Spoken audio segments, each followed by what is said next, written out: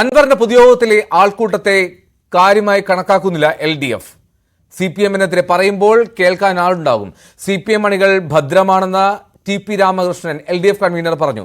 പാർട്ടിക്ക് വേവലാതിയേ ഇല്ല എന്നും TP രാമകൃഷ്ണൻ പറഞ്ഞു. അതിലൊന്നും വലിയ ഫലമുളവാക്കാൻ പോകുന്നില്ല. അൻവർ എന്ത് രാഷ്ട്രീയ വിശദീകരിക്കുന്നുള്ള അറിയില്ല, ആരും കേൾക്കുന്നില്ലേ പത്രത്തിൽ. അപ്പൊ അതിലൊരു പ്രത്യേകതയൊന്നും CPI-എമ്മോ ഇടതുപക്ഷ ജനാധിപത്യ മുന്നണിയോ കാണുന്നില്ല. വലിയ ആൾക്കൂട്ടമായിരുന്നു അതൊക്കെ കേരളത്തിന്റെ പഴയകാല ചരിത്രം പരിശോധിച്ചു കഴിഞ്ഞാൽ ഇങ്ങനെയൊക്കെയുള്ള എത്രയോ സംഭവങ്ങളും അനുഭവങ്ങളും ഇല്ലേ.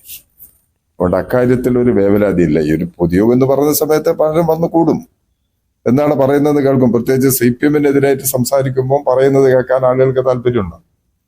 അങ്ങനെ വന്ന് കൂടുന്നതായിട്ട് കണക്കാക്കിയാൽ മതി. അതിലൊരു പ്രത്യേകതയൊന്നും ഞങ്ങൾ കാണുന്നില്ല. എത്ര വർഷം മുമ്പ്, 5 അല്ല 10-15 വർഷം മുമ്പ് പാർട്ടിയുടെ ചുമതല നിർവഹിച്ച് ഒഴിവായി പോയ ഒരാള് ഇപ്പൊ പാർട്ടിക്കാരനായിട്ട് ചിത്രീകരിക്കുന്ന എന്താ അർത്ഥം?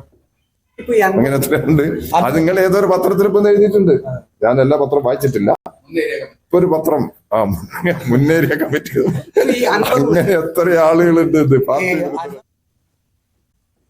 PV അൻവർ തീക്കൊള്ളി കൊണ്ട് തലചൊറിയുകയാണെന്നായിരുന്നു CPM കേന്ദ്ര കമ്മിറ്റി അംഗം AK ബാലന്റെ വിമർശനം.